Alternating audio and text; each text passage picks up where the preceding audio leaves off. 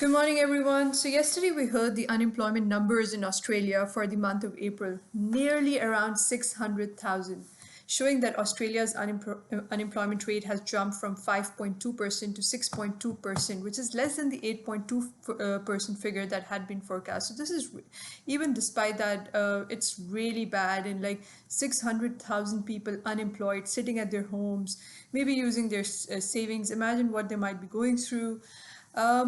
And this is really a grim picture, right?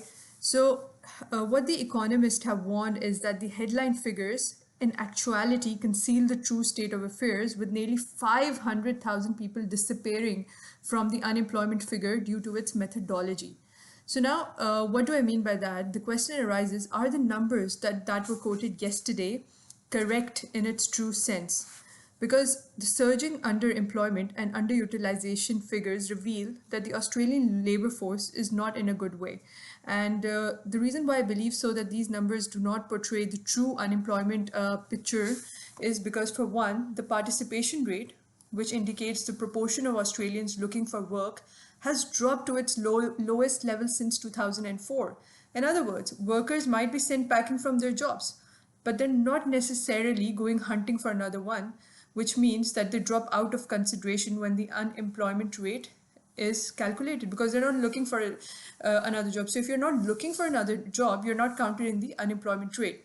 So there are a lot of people who are unemployed, but they're not looking for another job. The second, I believe, is due to the methodology, which doesn't always sit well with reality. So around 489,000 people simply left the Australian labour force in April, right? And had the size of the labour force held steady with everyone losing employment, shifting to unemployment, then the unemployment rate would have spiked to 9.6%.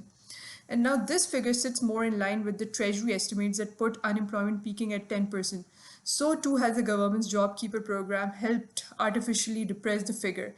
As millions of Australians are kept on by businesses receiving 1,500 wage fortnightly wage subsidies, a policy that may not last forever. As everyone knows that when this wage subsidy is taken off on the plate by the government, a lot of businesses would not be able to survive. A lot of businesses would eventually then have to go for the path of, kicking people off, because obviously if people don't have their savings, people would be spending less. We don't know what the state of the economy would be going into the future. We don't know what the state of the vaccine is. So it's a very long-term game, and the pictures in reality are completely different. According to a Seek job report released on Thursday, which is provided to Business Insider Australia, it shows that the number of advertised jobs continues to drop, falling nearly 50% over the last month. It means that there's 65% less job ads than this time last year, with New South Wales and Victoria the hardest hit states. Obviously, a lot of people live in Victoria and New South Wales, and with 50% over the last month and 65% less job ads, that's really, really grim. A more accurate portrayal might then be found in the underemployment rate, which everyone is talking about, which is the percentage of Australians wanting more work, which is at 13.7%, and the underutilization rate combining unemployment, underemployment, active and inactive job seekers at nearly 20%. So now what does that mean going into the future? We know that these were the numbers announced by the government. In actuality, these could be the numbers. What does that mean for you and me when we go into the future?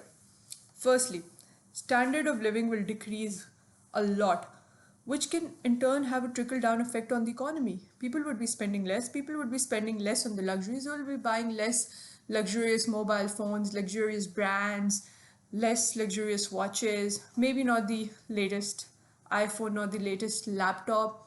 What will happen? More and more shops will start to reduce staff because there is less demand. More and more shops will start to reduce the number of outlets they have. And this will have, in turn, a very trickle-down effect on the economy. Secondly, when people will be spending less, the overall economy will start reporting those figures, and a lot of people would be unemployed due to that as well, because there is less demand. Simple. People who become unemployed will eventually start using their savings, and if they have any retirement income or retiring savings at all, they will start using that, which means in future they would be at far worse off position. in a far poor scenario going into the future, because they don't have a job. They have to rely on the savings which they would have kept for their retirement income or something like that. And then eventually in the long run, they would be in a worse off position. The third reason is the associated social cause, which is very difficult to quantify, but it can lead to an increase in crime rates and hate in different parts of the world. And the last reason, which I feel is very much can have an impact in Australia, is that people will start suffering social and mental issues because they don't have a job, they don't have a routine set. They're just like in the limbo. What will happen next? What will happen to my family? How will I put food on the plate for everyone? And what will happen? So these are the associated causes that can happen in a society due to an increase in the rate of unemployment. And I believe like the best case scenario here would be that the economy is open gradually so that people have work to do and people can go back to their work. They don't have to think about how to put food on their plate, and everything goes well from that. Thank you.